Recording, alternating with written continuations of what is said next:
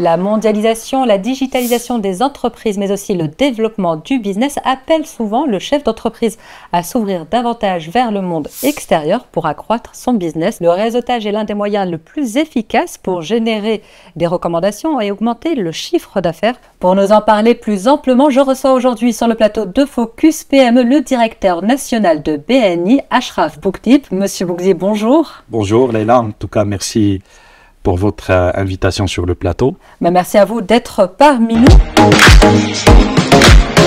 Selon une étude, 82% des chefs d'entreprise déclarent que la majorité de leurs affaires proviennent des recommandations et c'est dans cette perspective que BNI fonctionne. Ce réseau international rassemble dans tous les pays où il est présent des entrepreneurs chaque semaine en vue d'échanger des opportunités d'affaires pour un objectif précis qui est d'augmenter leur chiffre d'affaires.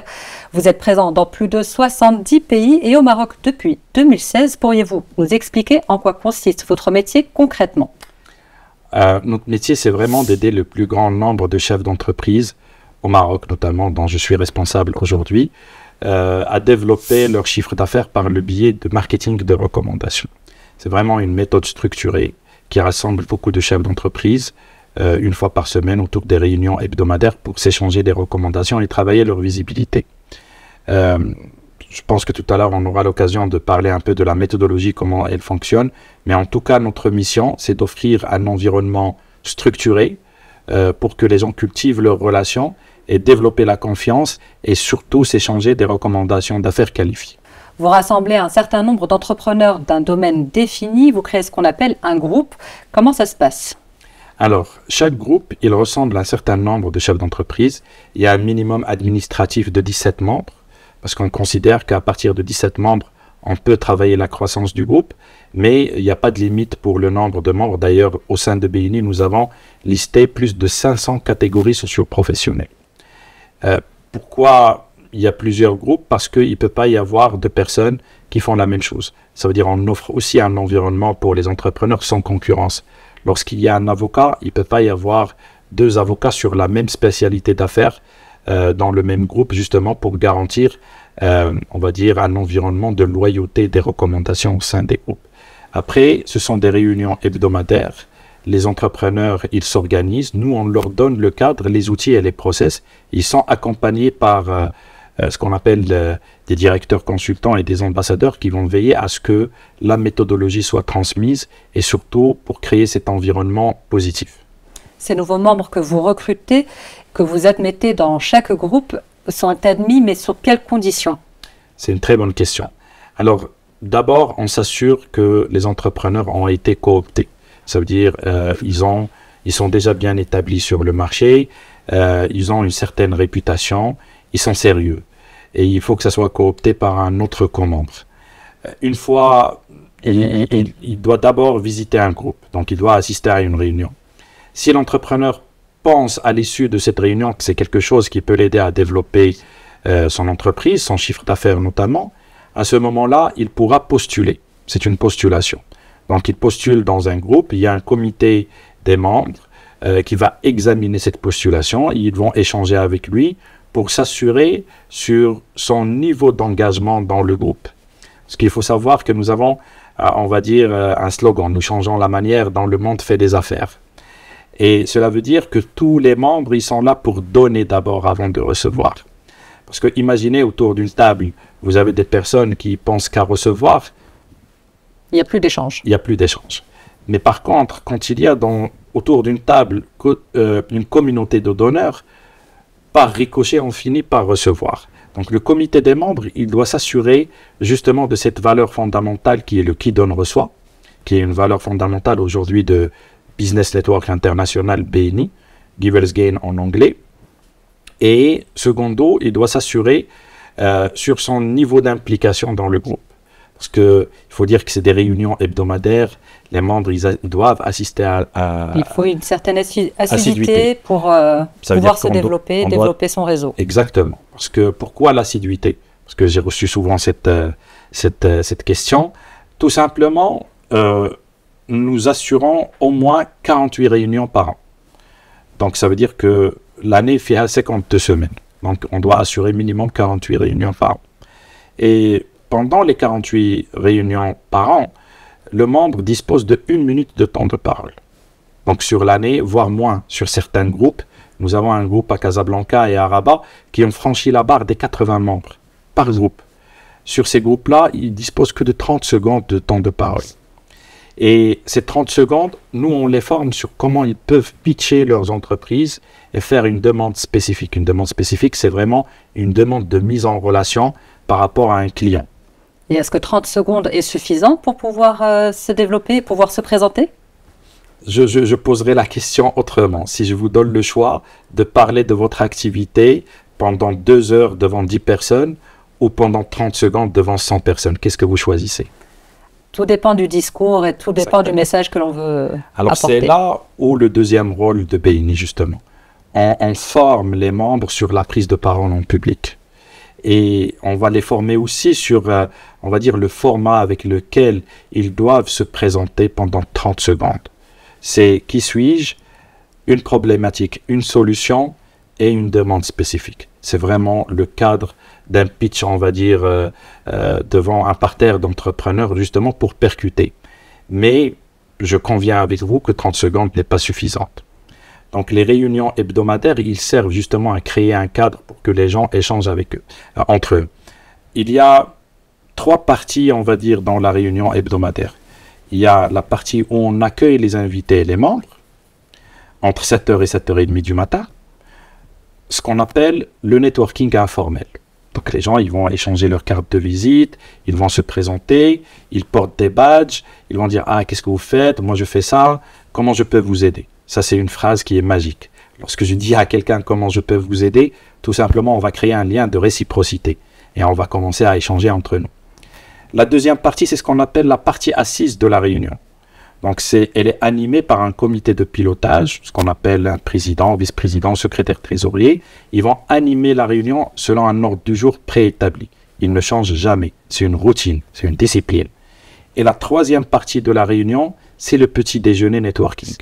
Donc là, on va échanger, on aurait écouté des demandes spécifiques, les présentations des uns et des autres, et probablement on aurait suscité l'intérêt des uns et des autres. Donc on va créer vraiment tout le climat nécessaire pour que les gens échangent entre eux, et c'est centré uniquement business. D'ailleurs, au sein de notre communauté, on ne parle pas religion et on ne parle pas politique, parce que nous avons une démarche qui est très pragmatique, basée sur la croissance des chefs d'entreprise. Justement, ces liens que vous instaurez au sein de ces groupes, comment vous arrivez à les convertir en opportunités d'affaires? Alors, lorsque les membres ils intègrent BNI, nous avons une valeur aussi fondamentale qui s'appelle tradition et innovation. L'une des innovations que BNI a apportées les 5 dernières années, c'est que nous avons créé une plateforme technologique aujourd'hui, où chaque membre, il répertorie toute son activité dans cette application. Donc, par exemple, si le membre il est présent, il va noter qu'il est présent. S'il donne une recommandation, il va noter qu'il a donné une recommandation et quelqu'un qui l'a reçu. S'il fait ce qu'on appelle un tête-à-tête, c'est un rendez-vous professionnel où j'aurai l'opportunité de présenter à un co-membre ce que je fais, à qui ce service il s'adresse, ma cible, et éventuellement je pourrais présenter une liste des clients que j'aimerais rencontrer. Il va faire la même chose pour moi. Et à ce moment-là, on va identifier comment on peut justement cibler des clients différents et comment lui, il peut m'aider à me recommander et comment moi, je peux l'aider à le recommander. Et forcément, tout ça est répertorié dans cette plateforme. Et à la fin de chaque semaine, il y a une validation des tableaux de bord, on va dire, parce que nous sommes une entreprise. Nous ne sommes pas une association. BNI, c'est vraiment une entreprise qui offre un service client. Et nous avons des tableaux de bord qui nous permettent justement on va dire, de tracer tout ce qui se passe au sein de la communauté, justement, pour avoir assez d'informations et aider encore plus les membres à réaliser leurs objectifs. À ce sujet, ils sont accompagnés justement, dès qu'un membre il intègre BNI, la première question qu'on lui pose, quel est ton objectif commercial? Souvent, on est devant une situation où, parce que surtout la TPE des professions libérales, ils n'ont pas cette notion de performance. Donc nous, on va les aider à structurer leurs objectifs et on va les aider à établir des plans d'action et à faire le suivi de la réalisation de leur plan d'action. Et à la fin de chaque année, on fait le bilan d'étape avec eux, en individuel et pour le groupe. Pour faire pérenniser leur entreprise, outre le chiffre d'affaires, les membres bénéficient, vous l'avez dit, d'un accompagnement, de formation, d'une méthodologie. Mais quel est votre secret? Nous n'avons pas de secret. Ça veut dire, ce qu'on fait, on le fait par passion. Nous sommes tous passionnés par l'entrepreneuriat. Je suis entrepreneur et je suis entouré d'autres entrepreneurs. Et c'est cette passion qui nous anime justement d'entraide. Parce qu'à un moment donné, quand j'ai commencé ma première entreprise, j'étais tout seul, j'étais isolé. Et j'avais besoin de personnes justement qui m'entourent et qui m'aident, on s'entraide. Et la plus grande preuve d'entraide, ça veut dire au-delà du volet, on va dire, commercial, la plus grande preuve, c'est pendant la Covid, lorsque nous étions tous, on va dire, en confinement et que nous étions obligés de fermer nos entreprises. Pas fermer au sens terminer l'activité, mais on était obligé on va dire, d'être résilient et de trouver d'autres moyens pour que les activités continuent. Il y avait un certain nombre de métiers que la Covid a beaucoup impacté. Je parle par exemple des agences de voyage, les traiteurs, l'événementiel. Beaucoup de métiers ont souffert de la Covid.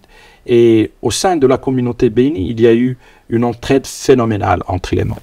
Vraiment, on s'est tous mobilisés les uns des autres, d'abord par consommer en interne. Probablement, ça n'a pas eu beaucoup d'impact, mais au moins, il y avait une lueur d'espoir que justement BNI a apporté à cette communauté. Deuxième point, c'est celui d'échange de bons procédés. Quand je suis dans un groupe, je suis entouré d'experts métiers. Si j'ai besoin de n'importe quel conseil, je l'ai à portée de main. Et ça n'a pas de prix. Ça, c'est sûr. Avec toute cette entraide et cet accompagnement, comment pouvez-vous jauger de la réussite ou de l'efficacité de ces groupes? Alors, nous avons un élément qui nous permet vraiment de juger ou de jauger l'efficacité, en tout cas, de la méthodologie. C'est la rétention. Et au sein de notre communauté, comme les membres, ils payent un membership annuel, des frais d'adhésion annuels, ça veut dire que même le renouvellement ne se fait pas de manière systématique. Il y a des membres qui quittent par leur propre gré et d'autres membres, on va dire, qui n'arrivent pas à s'adapter à BNI et on trouve toujours des solutions. Mais en tout cas, ça, on le juge par un élément très, très précis. C'est le taux de rétention. Et nous avons un taux de rétention qui est très bien. Ça veut dire aujourd'hui, on arrive à retenir un peu plus que 72% de nos membres. Ce sont des membres qui renouvellent pour la première année. Mais la deuxième année, à partir de la deuxième année et la troisième année, plus on est dans la communauté, plus le taux de rétention, il augmente. Parce que tout simplement, les membres, ils perçoivent en tout cas la valeur qu'on leur apporte par le nombre de clients qui a été en tout cas acquis grâce à BNI. Parce que si je devais résumer BNI en un mot, BNI c'est un canal d'acquisition de clients. L'entrepreneur aujourd'hui dispose du canal digital, il dispose, on va dire, de la prospection, il dispose de sa clientèle et aussi de son propre réseau pour le recommander, mais aussi il dispose aujourd'hui d'un nouvel outil innovant qui est BNI, justement pour acquérir une clientèle. Et je peux vous donner une statistique. Aujourd'hui, un membre, en moyenne, il reçoit 10 recommandations. Sur les 10 recommandations, il peut faire 7 propositions commerciales. Ça veut dire qu'il a émis un devis, on va dire. Sur les 7 propositions commerciales, il peut en transformer 3. Nous avons un taux de transformation qui est très élevé. Qui est assez élevé et qui 30%. Permet de pérenniser leur entreprise. 30%. Et c'est un flux continu de recommandations qui arrive justement grâce à cet état d'esprit d'entraide. Parce que nous sommes isolés, nous sommes seuls et nous comptons les uns sur les autres justement pour pérenniser nos activités respectives. Et pour finir, j'ai une dernière question qui nous vient d'un internaute, Jawed, qui vous demande quelles sont vos ambitions pour le futur. Je commencerai d'abord par l'histoire, avant d'arriver aux ambitions. Le premier groupe qui a été lancé de BNI, il a été lancé à Fès. Et quand on avait commencé cette aventure, tout le monde avait, on va dire, condamné l'expérience à l'échec. Ashraf, c'est un concept international. Les gens, ils vont pas se réveiller très tôt. La recommandation, c'est quelque chose qu'on fait de manière naturelle au Maroc. Qu'est-ce que va ramener BNI comme valeur ajoutée à des personnes qui réussissent déjà? Et je me rappelle, j'avais répondu à mon entourage, j'ai dit, c'est pas vraiment la vraie question, mais qu'est-ce que BNI peut apporter de plus, justement, parce que les entrepreneurs, ils font leur chiffre d'affaires, avec ou sans nous. Mais avec nous, ça va être plus vite et on va les connecter au niveau international. C'est-à-dire, il y a la dimension nationale, il y a aussi la dimension internationale. Donc ça, c'est le premier point. Le deuxième point, moi je me rappelle la première année de BNI au Maroc et on avait organisé une cérémonie pour célébrer nos réalisations et on sautait de joie. On avait une moyenne de transactions de 40 000 dirhams par mois, par membre. Et on sautait de joie. Je crois qu'on avait fait 1 million de dirhams la première année de transactions entre les membres. Cette année, on a franchi la barre des 1 milliard de dirhams. Ce qui est remarquable. Et les 12 derniers mois, les membres ont pu échanger plus de 326 millions de dirhams. C'est une moyenne de transactions de 730 000 dirhams par membre. Nos ambitions, en tout cas pour 2024, c'est d'atteindre le 1 million de dirhams par membre. Et d'ici 2028, de dépasser les 10 milliards de dirhams. Et c'est un impact sur l'entrepreneur, sur des familles, sur l'employabilité. C'est quelque chose aujourd'hui, il faut dire que 90% du tissu entrepreneurial au Maroc, c'est de la TPE. Et BNI, c'est une réponse pour aider la TPE à développer son chiffre d'affaires d'une manière saine, sereine et éthique. Pourquoi éthique? Parce que au sein du réseau, quel que soit le volume du chiffre d'affaires généré, il n'y a pas de commissionnement. À aucun moment. D'ailleurs, c'est interdit. Ça peut être un motif d'exclusion. Et nous, on s'assure en tout cas de créer cet environnement positif. Bien évidemment, nous sommes dans un environnement humain. On n'est pas à l'abri parfois de quelques, on va dire, interactions, mais on a des mécanismes justement pour les corriger. C'est ça la force du réseau aujourd'hui. Et j'ai beaucoup d'histoires à raconter sur des membres qui étaient assis dans leur lit. Ils reçoivent une notification le soir. Trin, vous avez reçu une recommandation d'un co-membre en France. Et c'est une véritable histoire. C'est une agence d'événementiel avec un membre en France qui voulait organiser un mariage au Maroc. Et c'était un membre qui lui a tout fait aujourd'hui. Je pense que le chiffre d'affaires qu'il a pu générer était aux alentours de 500 ou 600 000 dirhams. Ce qui reste impressionnant et qui, si vous n'êtes toujours pas convaincu, les chiffres parlent d'eux-mêmes. Merci beaucoup Ashraf Boukdip d'avoir été avec nous. Je rappelle que vous êtes le directeur national de BNI Maroc. Votre mission est de connecter les entrepreneurs en vue de développer leur chiffre d'affaires. Votre méthode permet dans une certaine mesure aux entrepreneurs de se liguer pour faire face aux aléas de l'entrepreneuriat. Si vous souhaitez faire partie de cette grande communauté, je vous invite à prendre contact avec BNI Maroc. Quant à nous, on se retrouve mardi prochain sur ce plateau en compagnie d'un nouvel invité sur H24 Info.